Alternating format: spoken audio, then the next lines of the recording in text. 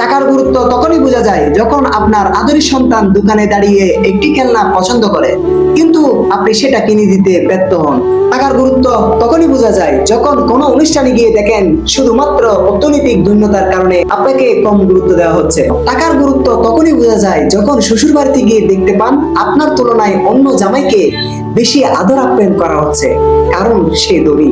টাকার গুরুত্ব তখনই বোঝা যায় আপনার স্ত্রীর ছোট ছোট ইচ্ছাগুলো আপনি পূরণ করতে পারছেন না, আর এই জন্য সে আপনাকে উল্টো বসে খোটা দেয়। পরিবার নিয়ে রেস্টুরেন্টে খেতে গেলে বিল দেওয়ার সময় বুঝবেন টাকা কতটা জরুরি, না তখনই উপলব্ধি করবেন টাকা কেন এত দরকার। যখন বুঝবেন আপনার টাকা নাই বিদায় আপনার আত্মীয় স্বজন আপনার থেকে দূরত্ব বজায় রেখে চলে, তখন স্পষ্ট হবে টাকার আসল মূল।